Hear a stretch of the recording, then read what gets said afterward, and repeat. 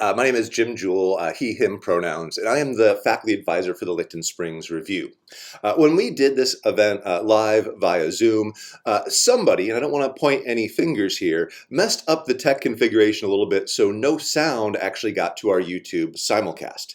Fortunately, we were informed of this mid-event, and so I was able to quickly turn on the recording in Zoom, and we captured all of the Q&A interview section. But we had lost the opening of the show. Fortunately, however, our two invited authors are not only amazing writers, but also just incredible humans, and so they agreed to re-record their poetry readings that they did before our Q&A, and I wanted to make sure that you also got a chance to hear their bios. So bios from me, a recording of our two writers reading for you, and then the live recording of the Q&A. So I'm very, very happy to introduce both Brian Dang and Ariane True. Brian Dang, they, them, is a Vietnamese Chinese playwright, poet, teaching artist based in Duwamish Territory, Seattle.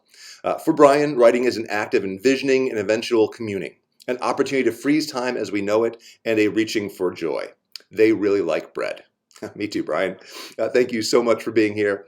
And then Ariane True, she, her, Choctaw Chickasaw, is a queer poet and folk artist from Seattle. She teaches and mentors the youth poets around Puget Sound and moonlights as a copy editor. Ariane has received fellowships from Jack Straw, the Hugo House, and Artist Trust, and is a proud alum of Hedgebrook and of the MFA program at the Institute of American Indian Arts. She is currently the Seattle Repertory Theater's first Native Artist in Residence. Ariane, thank you so much for agreeing to do this. And to both of you, thank you so much for re-recording the reading that you all are about to see. Hi, everyone. Re-recording for the poems. So I have 3 pieces to share with you today. And these are all from Exhibits, which is the manuscript that I was working on at Seattle Rep that I got to finish and then turn into an immersive installation, which Brian came to because Brian's the best. So here are 3 pieces from Exhibits.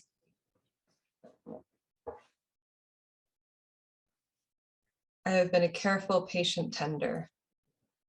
I have spent too long to my broken parts today. The edges catch. Once slow and kind, my hands asked to grab hot steel and slam it into the iron stove again and again and again. I don't. But such violence hides in my body.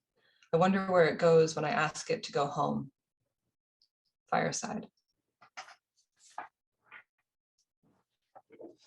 And this next one was published this month in Crazy Horse as a special feature, which was very exciting. Troy Osaki, local writer, was also in that feature, and you should check out Troy's poem too. But here is Imago. I spend hours watching cicadas burst out of their own backs, shocked every time by how green veined the new wings and how legs managed to pull out of themselves, both sets nearly hollow. Could their joints still flex when they wore 2 skins? The imago is bigger than the nymph it was, and this new flesh has organs for sex. Where was all that body hiding? I check their husks. Some days now, I feel like I'm crawling out of my own skin, pushing something off or prying my way out. I want with my teeth ready to bite. I want with my limbs. The desires have gotten so specific, but there are so many. Mouth on neck, just so. Her hands easing me out of this shedding skin. It feels dewy and unformed where it finally touches the air. My new skin, flex the wing joints, rustle, what's next? And the last one was also in the Crazy Horse special feature. And this one I wanted to read for you because it exists because of Brian. Brian read my manuscript and offered a lot of really wonderful thoughts on it back in December when I was finishing things up, and had printed it on like very thin paper or double-sided or something in a way where like a lot of the poems are in boxes. Fireside is in a box, and the way it had printed out, some of the boxes were overlapping through the page, and I was like, what if I did that on purpose? So this is what this poem looks like, and here's how it sounds. This will be my last one. Does it matter what programmed my brain if it's this way now? Yes, we think yes, because what should be deprogrammed and what embraced? Sort your brain into two categories, fixable and not. Rename not fixable as doesn't need fixing. These are all implications of disordering us these ways. Misdiagnosis was criteria for later diagnosis. We all practice hiding ourselves. Hard to parse sets of criteria with so much overlap. Everyone says, in the 90s, girls just didn't have, like it's supposed to be a comfort. Doctors believe my self-diagnoses only. No one will listen to what happened. Doctors will not do their own evaluation. Tricky line between believing your patient and actually trying to understand them. Do you know how to do both? Women talk about this too, how it's hard to tell until you learn enough, and then it's obvious. The way through is keep reading. I am fine, it says. I am fine. Loop it, bring it back. How would you know? One makes the other metabolize different, changes the chew and swallow of your brain, changes what you keep, what you can let go of. A clenched fist in your cortices, that's what you train to release. I look back on notes I made trying to figure it out. So obvious now. I ask questions like, are any of these? And they all were. I don't trust clinicians who find it confusing. So little they're required to learn. We all know, we talk about it. We help each other find ourselves, one line at a time, a series of images, a reassurance, a video, two. It's sad, but sometimes it's safer on our own. I mean, together. No one researches like we research. No one patterns like we pattern. The answer is so often both, one prone to another. It's not so hard, I promise, not so hard to see. Thank you all. And now I'm going to pass it over to Brian. Hello. Gosh, it is so amazing to reiterate like hearing poems from exhibits, um, and walking through the installation and like just absorbing the experience. I cannot wait for it to pop up again somewhere in the world, which I am fully on board with and believe it will happen. So, and it's so delightful to be reading with Ariane because Ariane's been so encouraging of me breaking into poetry. So, okay. What I have are, let's see, one, two, three, four, five, right? Okay, five short poems. And they're letters or epistolary poems. Many are addressed to my family, and they're part of a larger project that I've been working on, inspired by the fact that we don't share a written language, although we do speak together in Cantonese. Okay, here we go. Dear Grandma, when I broke a mug and left it on my desk because it was a gift I didn't want to part with, you started to teach me a lesson. This is how you put a broken thing away. We threw away the unsalvageable shards. We wrapped up what was left with red paper. Then we put it away. Don't ever unwrap it. It isn't safe. And it's for good luck. Hey, Dad, why don't you play the harmonica anymore? It could be nice when you don't know what to say to me to play a note on the harmonica in place of words. When did you stop? Was it when we were born?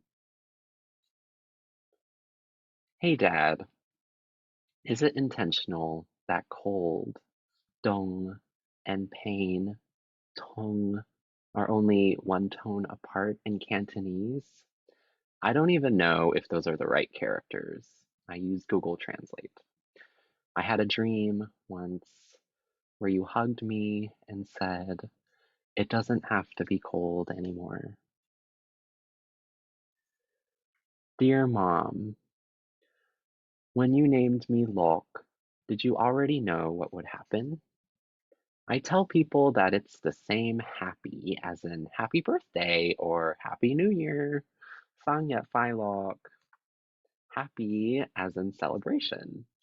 It is hard to live up to a name, but I've decided that I am happy. I am as happy as I can be. Okay, and I have one more for you. This one is not addressed to a family member, but it was a love poem that I read to a lover. They've already heard it. And now it's going public. Okay. Dear, I am an immigrant to you. I arrived at the nape of your neck. My papers were cleared and you let me in through your mouth. I'm afraid of using my tongue. One wrong word can turn me into a trespasser. I travel through the small of your back to make a home. I practice a new language to learn how to touch you. I keep to my boundary and keep watch of yours. But every so often, a look from you disappears the lines, and I lay down on a bed of our making, my mind chanting, no borders, no borders, no borders. Okay, thank you. Before this meeting. Okay, thank you for that. There's always some technical problems when you're doing live events. So the way we do this is usually I just kind of ask questions and throw them back and forth to each of you. I do have to say too, I had no idea until right now that the two of you know each other and have collaborated, and that's wonderful. I think that's great. And there's also so much in the background of you that I could ask about without even getting into the questions, but I will try to stick to the questions a little bit. And the first one is, how or why did you become a poet? And Brian, you were the last to speak, so I'm going to put you on the spot first for that question. Sure. So like I was mentioning before, I've actually not started writing poetry until like the last like year and a half ish. So I have been writing plays for most of my writing life. And then, as we all know, the pandemic that we're still in happened. And like live theater was kind of like decimated. So I started reading a lot of poetry because I found it to be like the only thing my like brain could like process. Um, and but it was also like an outlet for me, like personally, like that I could start writing in that was like for me and like made me feel like I was in my body. And what made me start playwriting, I guess to like backtrack a little bit, was because it's so communal and that like the end product or like thing that we make together like requires human relationships and interactions. And I think I like just like really missed that. And so when I started turning to poetry and it was very like internal, um, that was something I missed. But then like suddenly there were so many like people I was starting to connect with, including Ariane, when I started writing poetry. And so I wasn't missing the like people connection suddenly when I was writing poetry. Um, and so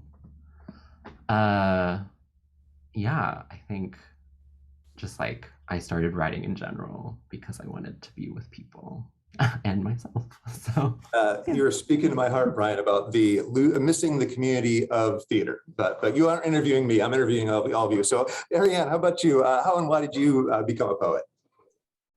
That's so delightful, Brian. All of that makes me so happy. Poetry is also very, very communal for me. I started writing apparently sometime in middle school. I don't remember why, because I didn't read poetry very much. But I started, and then I got more into it in high school. And my first girlfriend was like, "Hey, why don't you come to this after-school poetry writing thing?" And I was like, okay. And that set off like a chain reaction. I got involved with the Hugo House. I got involved with You Speak Seattle and found like a community around writing. And like specifically like the Seattle community, both the youth and like tangential to the adult communities that I am now part of. And now I teach in a lot of the youth programs. So it just kind of, and I kept going with it. Like no matter what else I was doing, there was just always writing happening. And then a few years ago, I was like, well, we just keep doing this no matter what else. So I guess maybe we should do this more intentionally. But always very communal. Yeah, like I don't write without some kind of community around. My daughter told me that I ended up teaching for the same reason, that I was always a teacher, and then eventually I got a job doing it.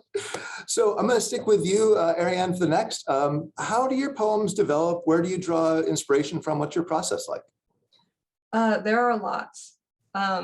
There are like kind of a couple of main ones, I guess. So for exhibits specifically, that was a project that developed out of one weird poem that I wrote when I had a massive crunch deadline in grad school. And I was just so depressed. And I was like, I have to turn in 4 pages to this person I love and respect tomorrow. How's that going to go? And then I wrote one thing and then he loved it and we worked with it a lot. And then a year later, I kind of realized like, oh, I think this is actually part of a much larger project.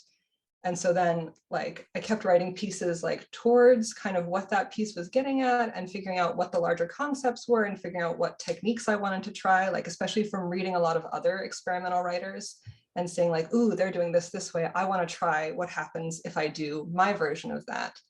And so that's how that project kind of spiraled out. It was like little sparks and like concepts. And then at the end, figuring out what are the missing beats and how can I fill those in with poems? So that's how it happens sometimes. A lot of times, especially when I'm like, I hate driving because I don't write when I drive. Like if I walk or I bike or I bus or things like that, I write a lot. And so a lot of those are just little things that come up. I notice everything all the time. And so a lot of poems just come out of really like aggressive noticing. Mhm. So those are two of the like main modes that the poems get developed. I feel like you've already answered the last question, the advice for other writers, the aggressive noticing would be a great bit of writerly advice. Brian, how about for you? Where do your poets come from, or poems come from? What's your inspiration? What's your process? Yeah, oh my gosh, obsessed with aggressive noticing. Uh, I feel like very much in a similar vein, I get kind of like preoccupied with like trying something or like playing with something. Um, I can often, I'll like speak for my plays that often like I'll be obsessed with like a single image or like having fun in a genre, or like one of my plays I was just like, I want to write a murder mystery, but I also want to write like like a love story that's a polycule and like all of this other stuff, and so it was just like all like came up into one little stew, so often just through like playing um and seeing what happens, and also along those lines, just like thinking about questions. Often I'll have like a question about myself or about like one specific instance in my life where it's like, how did that, why did it happen like that? And like probe further as like what happened there, kind of like explode it. Or I'm also like energized by relationships. Like I don't know why, but like letters feel like easier for me as an in to write poetry because there's like a direct like person that I'm like writing to. And so like relationships are between people and like um how fraught they can be in different contexts, but also how joyful they can be in different contexts. Those are really energizing. Um, yeah, it's kind of like I let the poem or the thing take me wherever it wants to take me. So, um, Well, and you gave me an in for the next question. This was not on the list that I sent you ahead of time. This came out of reading the work samples that you both directed me to, because I noticed that both of you experiment with form and style in what seems to be really deliberate ways. And then, Ariane, you set this up even better when you held up the two boxes over each other. So I guess the question is like, can you speak to the significance of style and form? Which is kind of obviously tied with, but separate from subject matter in your work. Like, what is the significance of style and form in your work that seems so present? Oh yeah, I should have said, Brian, can I keep going back and forth? Since we left off with you, I'll have you start this one. Okay, cool. I am gonna answer this the best I can in like draft, but for me, like form, like the form of a piece is like directly related to like body, in a very like physical sense, like my body. And I feel like I have always been seeking, this is kind of like a leap of a metaphor, but like I feel like throughout my life I've been seeking to like marry my subject and my form into like one like more harmonious thing. I think a lot of like in my life so far that has come out through like gender, but it also has a lot to do with like a lot of other things like race, class, stuff like that. But like a single like piece, form itself and like being able to stretch out and into it, has a lot to do for me about um, uh, like making sure the subject gets the appropriate space that it wants to occupy, and like form itself can sometimes be like a structural force that is oppressive. And so I love breaking breaking the form. And it just like happens to be that like a lot of my subjects are interested in like breaking structure, but so that's kind of like where I get off on breaking forms. So I'll end there. This is why I love talking to poets about craft, because you're poetic in talking about craft. It's just great. Ariane, what do you have? Yeah, again, draft version. Kind of like what Brian was saying about like that marriage of like form and content, that's so important to me, of like how are they working together to tell the same story. Like I like a lot of very weird art, like I like weird film, I love weird installation art. I like things that kind of are about creating an experience for the audience. And I think form is one of the most effective ways to do that, and modulating different aspects of form. Form is also like a million bajillion different sliders that you're constantly adjusting and playing with. Yeah, but I like the weird stuff because of how it creates a different experience. This book actually right here, this black one, House of Leaves, is the first book I read that really like kind of messed me up in a good way, where I was like, oh, you can make your reader work. You don't have to give things to them. You can hand them the tools and be like, you're going to make your own way through this. You're going to put effort into this too. And that's very exciting for me thinking about form. I had to reach out to one of my grad school cohorts to remind me of the title of that book just this quarter in my comics class when we were talking about closure, and someone mentioned that like, oh, outside of comics, the words are really tied into one order. And I went, oh, not always are they tied into one order. That's great. So this, I'm intrigued by especially how the two of you are going to handle this question, which is, how do you define or envision artistic or literary success? Ariane, I'm going to put that one on to you first. Yeah, cool. No, I think this is an interesting question, because I think you can make a lot of assumptions about it. I think it's actually really worth like every artist thinking about this for themselves, and especially every teacher of art thinking about this for themselves and for their students. I think for me, success as an artist is when people have an experience I have created for them. Like they feel something, and maybe it's what I kind of hoped they would, maybe it's not, but that like something is happening for them. That is how I feel successful. And when they're having thoughts or reactions or questions or feeling in response to whatever I made, that feels like success to me. And there are things that can feel more and less successful, but I think that's the like vague idea. Yeah, it's definitely not a binary. Brian, how about for you? How do you define or envision artistic or literary success? Yeah, I have a I feel like probably everybody has a weird relationship with the word success, but for me it's been helpful to reframe the word like success into something more like care. So like, what does like literary care look like, and what does artistic care look like? Um, in the sense of like, is my work being cared for by me and like the people I'm sharing it with, and like, am I caring for others by like sharing my work? And so just like having like artistic relationships like the one I have with Ariane is like something that I would like categorize as caring and therefore like successful. Um, and the same like goes for like the people in my community who like engage with my work, but also like what my work is doing, if anything.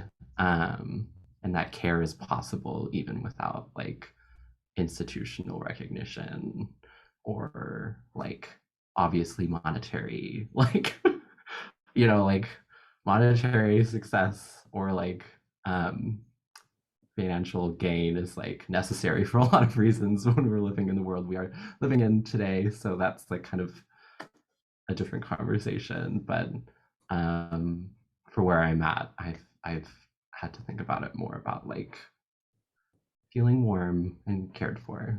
So And if we were really in it for the money, we wouldn't have become artists and teachers. We're in this for a different reason. So in different ways, you both work in or associated with theater. Brian, you're a little bit more directly, and you're currently in residence with Seattle Rep. So I'm interested to hear you talk about, and probably with different focuses, how you see that relationship between working in theater as a medium and working in poetry. And Brian, we'll start with you, and I think you probably had the deepest theater connection. Yeah, I mean, Ariane's theater like stuff goes way back, so you're gonna there's more to be mined there. Oh, good. Yeah, the I feel like I lost the question, but like relationship to theater and like my writing. Yeah, well, the relationship between theater and poetry in particular, because I think there's always seemed to be some kind of really important connection between those two worlds. Yeah. I think my brain leapt to like the way in which theater is about, at least the words of theater. There's like a lot of aspects to theater we could talk about, but at least the words and the dialogue of theater are words that the characters or beings on stage choose to utter, and they're making deliberate choices to say those words, and that is like kind of distinct to theater in the sense that there are a lot of words in all of the other mediums of writing that aren't necessarily uttered or spoken or like directed outward to the world, and and so that has also like made me think about the relationship to words with poetry and like what it means to speak poetry and read poetry to other people, and also what happens if like poetry that is not necessarily spoken is like transferred into a spoken state. This is getting a little convoluted, but by like the last play I wrote has a lot of like I wrote a lot of poetry that was like supposed to be spoken and like um thinking about how like poetry feels very like internal, but like externalizing it. I'm gonna stop there before I talk in circles. I But remember there's being all really, I remember being really struck the first time I heard a good reader of Victorian poetry read Victorian poetry out loud, because I'd experienced it on the page up to that point, and it seemed like that's where it belonged until someone actually that knew how to read it uttered it, and I experienced the poetry in an entirely different way. So yeah, I definitely I hear that connection between that necessity of the utterance and the way it changes things. Ariane, how do you see the connection, the relationship between those two worlds or your work within them? Brian, will you just put necessity of the utterance in the chat as a pin for later? Because that's great. So I think I have like two main thoughts on this. One is I think they're like two of the weirder kinds of art. Like any art can get as weird as it wants, but like I feel like overall, like theater and poetry both skew weird. And I don't think I realized that until I brought my partner to a play a couple months ago. And I didn't know it was like her first time seeing a play somehow. And she was like, this art form is weird. This is a weird thing that people do. And I was like, oh, I think you're actually right about that. Theater is super weird. I'm just really used to it. So I think they're both just like really weird and out there in a way that not all forms kind of are inherently, even though they can do that. And the other thought I have is, as Brian mentioned, I do have a theater background, but mine is in like technical theater and stage management and stuff like that. And I think that there's a way like, there's so many people involved in creating a play. Like if you're not involved in theater, I think most people just think of actors, but there's directors, there's lighting technicians, there's stage techs, there's sound design, there's sets, there's costume, there's a million things that go into creating this cohesive experience that people receive relatively, not simply, but like relatively straightforwardly. And I feel like poetry is a bit like that too. Like the amount of craft that goes into most poems, and like we were talking about with form, like all those little things you can modulate, those to me feel like all those theatrical choices that we make.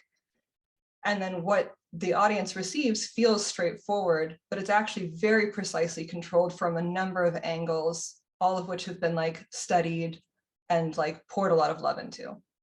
So those feel very similar to me. And I think there's a lot of back and forth there. Like I've learned a lot from working. I learned a lot about how you create artistic experiences for people from my time in theater, specifically technical theater. An interesting possible connection, having the background in technical theater.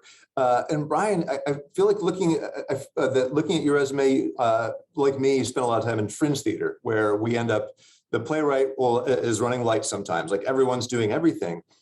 But there's that technical connection then that also kind of came out when you were talking about the way that the two of you look at form, that you have this relationship with your art that is both, very emotionally based, but also has this, like a technical aspect to it, or maybe it's a respect for the technical aspect. Do you think that having some technical theater background influences the way that you approach, or technical theater, or just technical? There's a different word I'm looking for, I can't find. Art technology background influences the way that you approach your creative work. I'll hit you, Ariane, first. Cool. Yeah, totally. But I think my art is influenced by literally everything all the time. Like I consume a lot of different kinds of art. I've dabbled in a lot of different things. I'm like, some of the biggest influences when I was finishing up exhibits were like Taylor Swift, this video game I was playing, and this Chinese romance novel I was reading. Like, so it all comes in. But I do think like there's a certain framing that you can get from things like theater and like any kind of live performance type of things, where the focus is on what is happening for the audience and looking at things from the audience perspective. Like that changes how I think about publishing. Like I'm not publishing pieces because I wrote them. I'm publishing pieces because I want other people to see them and have an experience with them. There are lots of things I write that I do not wish to publish because they were for me. Mm-hmm. And it's not about the audience. So if I am publishing, I'm thinking about the audience and what they're going to get from it, how they're going to interact with it. Mm-hmm. Brian, how about you? Do you think your experience with the technical aspects have influenced your creative work? Yeah, it's funny because I actually started in theater as being like a light board operator. That was like my first thing I did as like in high school. So, and then I like when I went to college, like I like started lighting design and then I moved into sound design, and that was like primarily how I was able to be in the room. Was just like being backstage and like watching people do things, and then like going up on ladders and doing all sorts of other things. But I think it's certainly given me as like a playwright a lot more uh, like I don't know if respect is the right word, although I do I obviously do respect technical theater. Uh, but like I am grateful for their expertise and like no longer feel the need to dictate like what I want to see. Like I'm more like much more interested in what they see when they read my work. And so like my stage directions like tilt towards the like poetic or just like emotional. And then I'm like much more interested in seeing like what the designers bring to the table in a play, and I like love like everything just being different than what I expected. um because they're like that's their job. It's not my job as the writer to design a play. Anyway, I have a lot of opinions about that. uh um and at least with poetry, I feel like it's at least given me a lot more understanding about how much I can control and what I can't control, and like just like letting it be what it is, and then like what happens afterwards like we make together. As Ariane was saying, like the experience is like a built thing that is not necessarily like 100% in our control. So yeah. That's probably the thing I've tried to get young playwrights to understand more than anything else, is that leap of faith they're going to have to go through, that you have some like vision of what it's going to be like at the end, but you don't actually have control of that. So this question will be tricky for you to decide how you want to focus it, because I realize when I say something like in your field that both of you do a lot of different things. But what is something that has surprised you in working in your field? And that you can focus on a form of art or teaching or whatever you like. But Brian, I'll put you on the spot first for this. Something that surprised you in your work.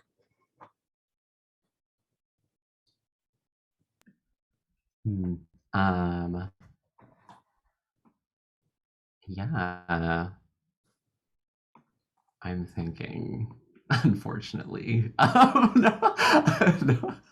Uh, this isn't necessarily surprising, but like I I like wish I had taken this leap a little bit like sooner, I guess. Is that like in the past, this is my first school year teaching, um, and being a teaching artist. And it has been like such a delightful experience to like be able to work with students and like write poetry, and do theater with them. And it feels really energizing to me in my own like work. Um, and just like also by being a teaching artist, I've been like been able to give myself more time to like to write my own stuff, and like work on my own art. And while that series of events isn't necessarily like super surprising, I think I was like caught off guard by how like more content and like with like how things are right now than I was like before, like working full time. Like I feel like stability is a thing that I still crave and am looking for.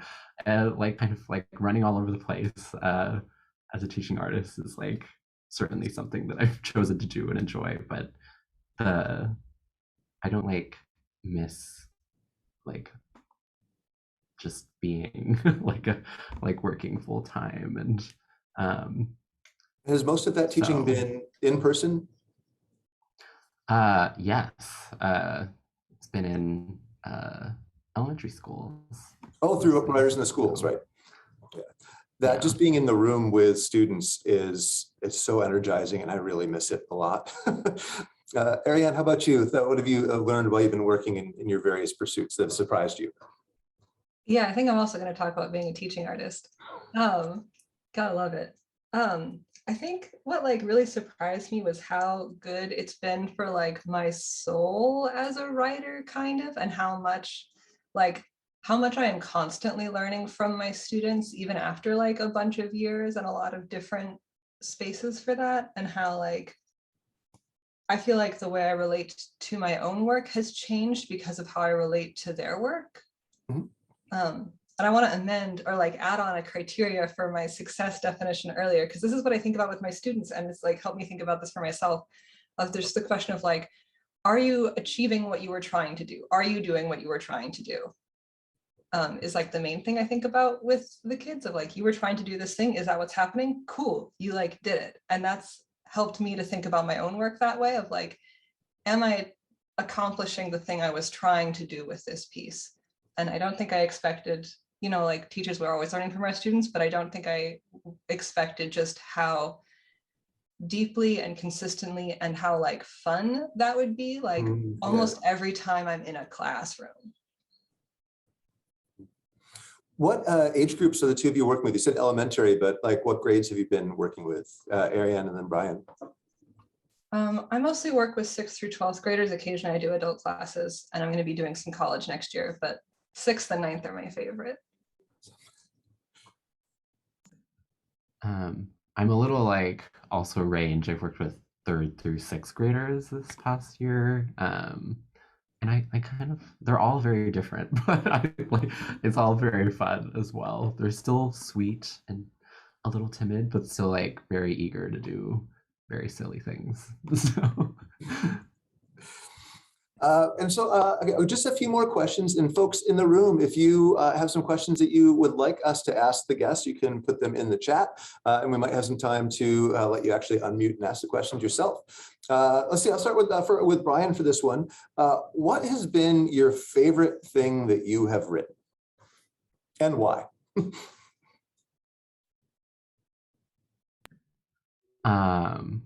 Gosh, I feel like it changes every year. Yeah, I should ask that question. Like, today, sure. what is the favorite thing you've ever written?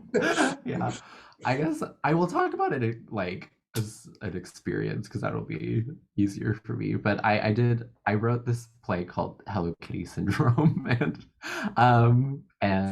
I had to do it on Zoom because that's just like the nature of the time period. But it ended up being such a like rewarding experience to do on Zoom because it was like we got to do a lot of fun tricks and stuff. And the play itself was very much like exploring like facets of form and like identity and like how Hello Kitty being a little girl and not a cat is like kind of made me have an existential crisis.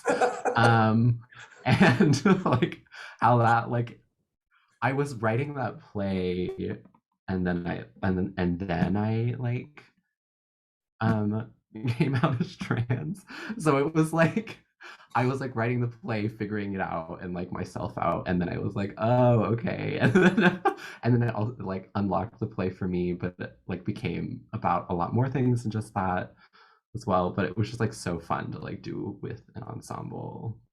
It was just like a genre mashup that was like, and it was like a comedy and something that I've like I was writing it like right after I had written something like kind of like much more intense. So just like a breath of fresh air. That was really fun.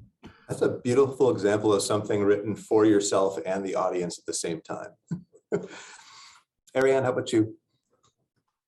I think my favorite piece today is a piece called My Lady Story, and it's not published anywhere. But it's very special to me. There are just like so many great moments I've had with it. Like writing it, it was an assignment with my grad school mentor, who is very dear to me and is a very good friend now. And he had assigned me to write a 5 or 6 page poem, I think. which I had never done before. And I spent 3 days doing almost nothing else, just playing the original Hadestown album, not the Broadway, but the original one. And what is it? I Am a Bird Now by Anthony and the Johnsons, just playing those two albums on loop for 3 days, going like into weird, dark places, and emerged with this like 6-page poem that I loved and that has like had so many special moments for me since. Like the first time I read it, like a bunch of people had like a really strong emotional experience with it and said how much it meant to them. And then like when it was up in exhibits, there was like I didn't know it was part of exhibits until one night I was like going to bed. And then, you know, you have all those like midnight, like epiphany about my work. And I was like, wait, this poem is an exhibit and it's the overture and it goes at the end. And like, that was just so delightful. And then putting it up in exhibits, and it was my high school mentor, who is also now a very good friend and very dear to me, was going through, and like the last section of that poem was one of the places where he and I spent a lot of time just like standing there and talking during like the last half hour the show was open. And like he could feel the place where that particular part of the poem was written, and like just there are just so many sweet memories I have with that piece. That's great. I love those times where we spend all of our writing project listening to 1 or 2 albums and nothing else, just on loop. Amy Mann's Bachelor #2 got me through a whole weekend of playwriting once. So we had a great question in the chat from Abel Bryant. What's it like to collaborate with someone on poems or another type of writing? And maybe we'll do that. We'll split both our questions up. Let's just start there. What's it like to collaborate with someone on poem or another type of writing, if you've had the chance to do that? Ariane first, then we'll go to Brian. I think it depends. Like every collaboration is so different. So last year I got to collaborate on like, I had written a poem, and then through my Jack Straw Fellowship, we got matched up with musicians at Bushwick Book Club Seattle. And so I got to work with Kate Olson, who is like an incredible saxophone player, but is also an experimental noise musician. And so like the collaboration with her was so fun, of just like the going back and forth. Like we weren't creating something at the same time, but it was like, I pass a thing to you, you pass it back, and we negotiate that until there's something that we're both just so pumped about. That I didn't know collaboration could work like that. I thought we both had to be like doing the same thing at the same time the whole time, but the back and forth is really fun. That's awesome. Brian, how about you? Yeah, for me, it's kind of like an essential part of me is like that, like my writing is like in collaboration with people. I guess I'll speak about like playwriting, and like the fact that like after you write a play, like people have to inhabit the characters, and it's like very important to me that the people, like the actual people who are like in the roles, feel like they're human, and so their feedback and what they bring to the characters is like super valuable to me, and I'll often just like change a line so it fits better in someone's mouth, or like someone's like, this doesn't make any sense to me, or just like whatever is like working for them in the moment. I'm also very like pro, like I'll change anything you want, like within reason, and just like collaborating with the people in the room, and like making the play itself a space where we're all bringing our own sort of things to it, and making it together, and that like my writing is simply one part of it. So that's how I feel about that. And like I will say that I am very pro not writing alone also. Like if maybe you're not necessarily like collaborating on the piece and like both making new work into the piece, but that like even if you're writing or sharing your writing and like getting feedback, and or just like writing in space with other people, I feel like that's really important. So did you read ahead just so you could set up the next question perfectly? Because the question continues with, also, I'm not part of any writing or art community, so do you have advice on getting to meet other writers? The community in Seattle seems awesome. I'm a running start student, so I'm in a weird spot with clubs and stuff. So Brian, how do you find those spaces where you can just write next to somebody else? Yeah.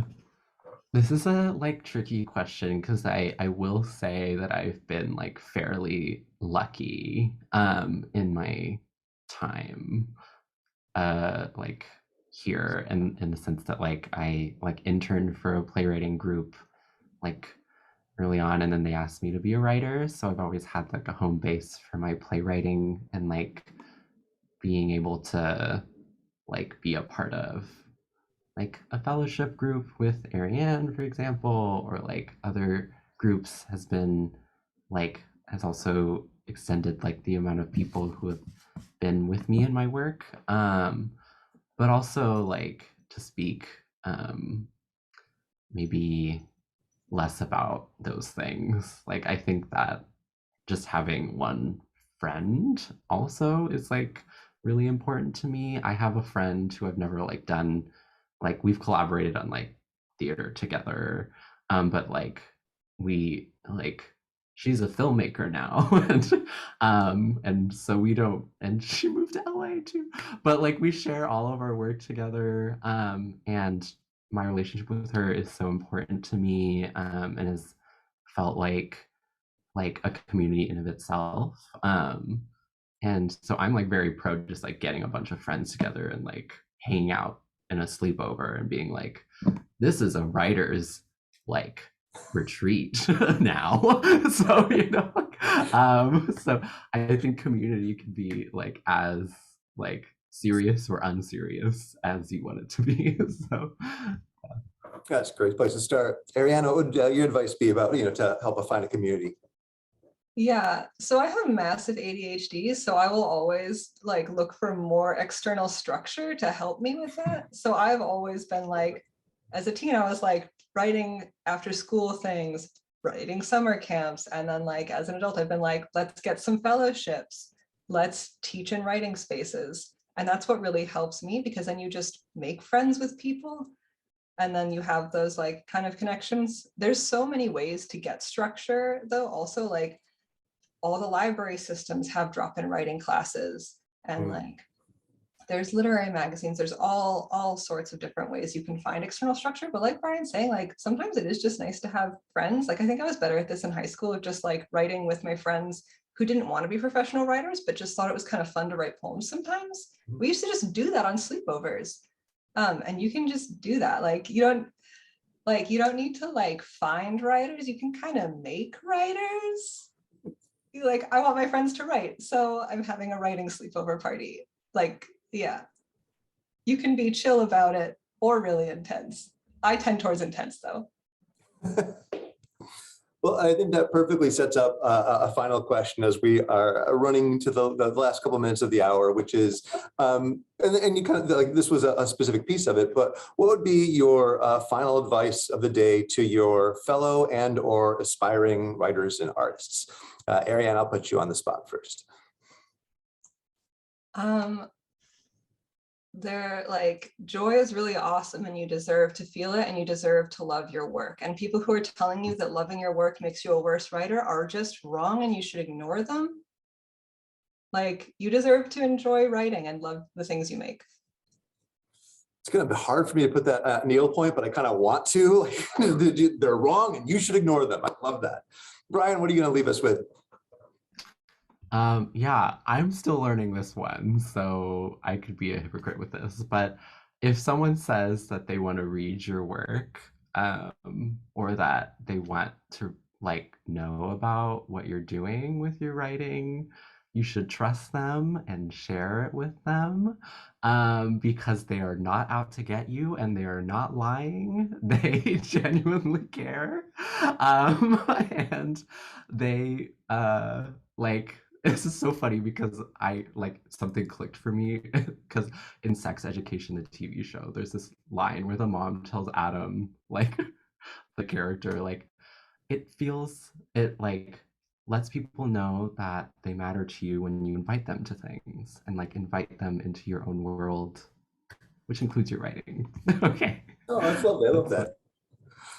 Brian and Ariane, thank you so much for your time, for the insight, for how much fun I just got to have the last hour. And I even got paid to do this. It's crazy. I love my job. I will also let you know, and we'll post to our social media as well when I get this Zoom recording and replace the broken YouTube recording I'm doing over there. Keep your eyes out. On June 3rd, we'll be releasing the Licton Springs Review for 2022 with student, staff, faculty, and alumni art. And we hope to do more of these in the future. Brian, Ariane, again, thank you so much. And thank you to everyone who showed up today. Really appreciate it. It was great to see you all. Take care.